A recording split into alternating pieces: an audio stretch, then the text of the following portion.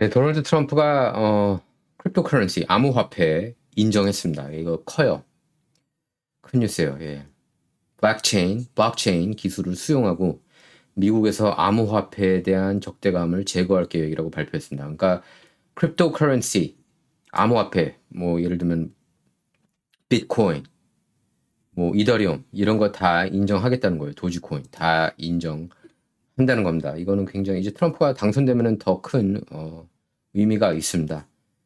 암호화폐 또는 가상화폐는 암호화 알고리즘을 사용해서 사람들이 서로 온라인 결제를 할 수 있도록 하는 디지털 통화를 말합니다. 저는 개인적으로 한 10여 년 전에 재미삼아 한번 비트코인 사본 적이 있었는데 지금은 갖고 있는 게 없어요. 예. 좀 많이 아쉽습니다. 저는 개인적으로 투자를 못해서 그쪽에. 암호화폐는 발행은행이나 정부와 같은 중앙 규제기관이 없죠. 대신 분산형 시스템을 사용해서 거래를 기록하고 새로운 단위를 생성합니다. 이번 발표는 플로리다주 마라라고 사저에서 열린 개인 만찬 행사에서 이루어졌습니다. 거기서 트럼프는 NFT 트레이딩 카드 구매자를 위한 모임을 주최했다고 밝혔는데요. Non-Fungible Tokens죠. NFT는 블록체인에 존재하고 복제할 수 없는 고유한 그런 암호화 토큰을 말합니다. 주로 미술품, 부동산, 음악, 디지털 콘텐츠와 같은 디지털 또는 실제 아이템을 나타낼 수 있습니다. 그래서 NFT는 개인 신원과 재산권을 나타낼 수도 있는데요. 트럼프는 지지자들을 환영하고 NFT 독점 구매자들 만찬과 함께 비공개 정치 회동을 가졌습니다. 그래서 이날 저녁 트럼프는 암호화폐에 대한 지지를 과시하고 현 정부 입장에 대한 비판을 거듭했습니다. 그래서 트럼프는 암호화폐에 대한 현 행정부 적대감을 종식시키겠다는 의도를 밝혔습니다. 트럼프는 미국에서 암호화폐 사업을 어떻게 유지할 계획인지 묻는 질문에 우리는 적대감을 종식시킬 것이다. 이렇게 답했습니다. 바이든이 크립토가 무엇인지조차 모른다고 비꼬아 말했고요. 저는 이제 개인적으로 트럼프를 제가 좋아하는 이유가 유머 감각은 제가 볼 때 미국 역사상 모든 정치인 통틀어서 넘버원이에요. 모든 정치인 역사상. 제가 볼 때 모든 코미디언 역사상 거의 코미디언보다도 더 웃기고 트럼프는. 솔직히 웃음을 많이 자아내서 저는 좋아했어요. 트럼프가. 예, 개인적으로.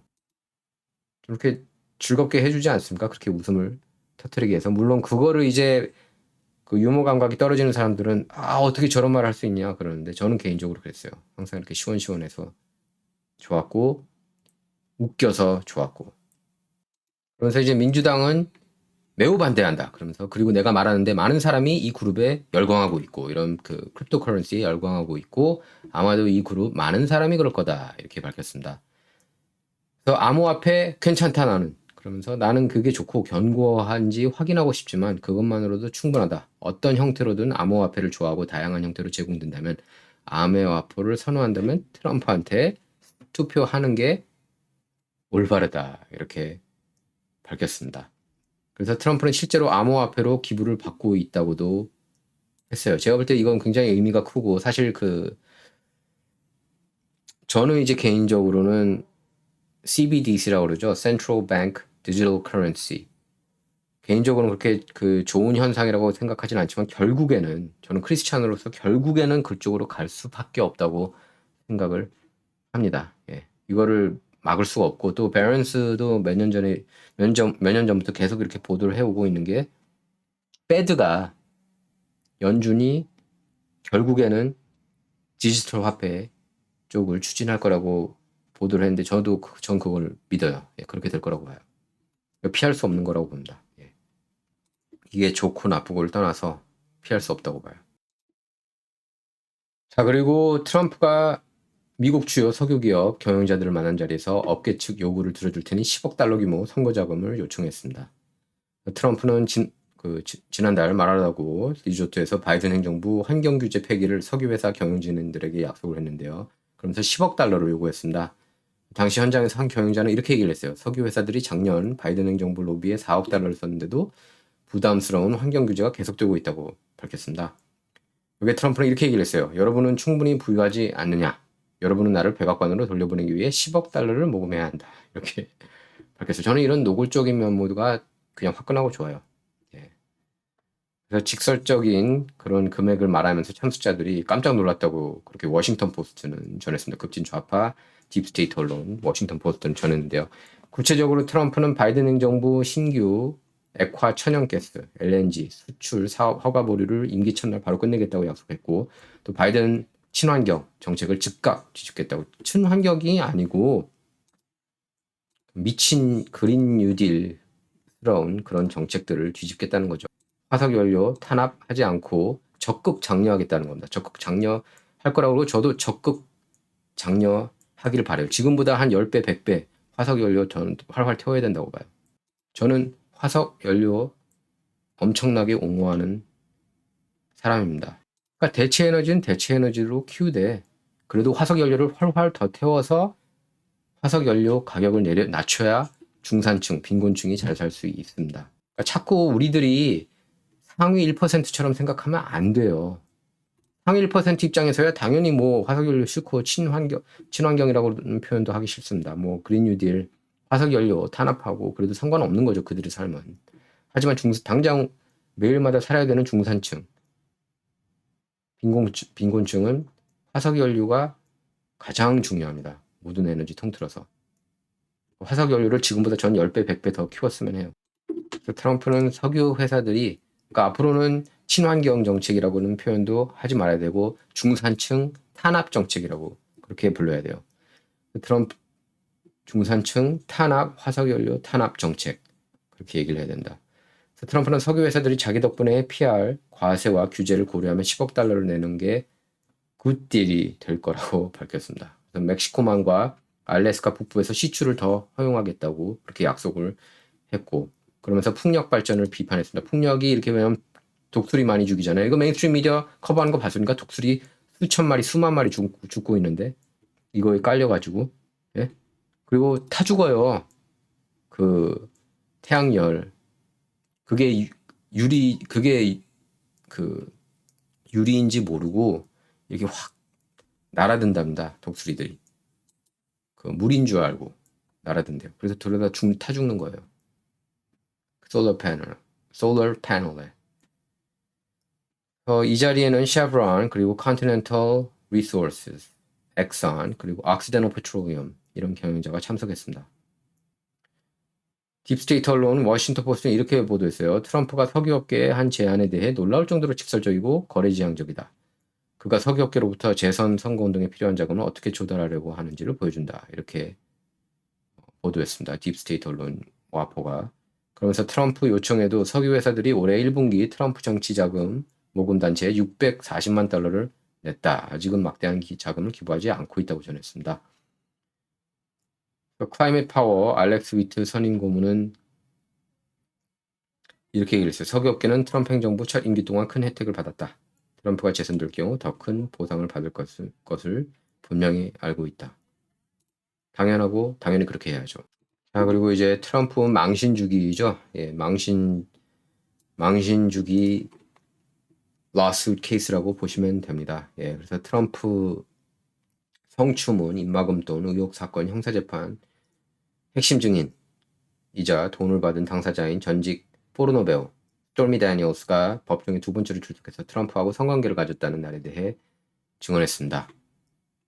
트럼프 측 변호인은 다니엘스 증언 세부 내용이 과거 인터뷰와 다른 점이 있다는 점을 부각을 했습니다. 트럼프 측 변호인은 야 너 왜 뻥쳐 이거 다 네가 지어낸 거잖아 이렇게 얘기를 했고 스토미 다니엘스도 거기 이제 맞받아치면서 아니야 사실이야 했는데 모르겠습니다. 둘이 성관계 가졌는지 안 가졌는지 솔직히 모르죠. 아무도 당사자들 빼고. 근데 뭐 트럼프처럼 이렇게 돈 많고 그러면은 했을 가능성이 이제 있다고 보고요. 근데 어쨌든 다니엘스는 지난 7일에 이어서 이날 두 번째로 트럼프 형사재판이 열린 뉴욕 맨해튼 형사법원 법정의 증인으로 출석을 해가지고 트럼프를 망신 주는 데는 성공한 거예요. 솔직히 깁스 진영이. 예, 그거는 인정하는데 제가 이게 이제 8주 정도 걸린다고 그러죠. 총. 그러니까 한 4주, 5주 남았나요? 끝나고 나면 제가 볼 때는 트럼프한테 이게 득이 될 거라고 봅니다. 사람들이 지금 이게 무슨 미친 짓이냐라고 생각을 많이 하고 있거든요. 예. 그래서 2006년에 성관계를 가졌다고 그러는데 지금으로부터 한 18년 전에 이제 성관계 한번 가진 것 같고 이제 난리치고 있는 거예요, 지금.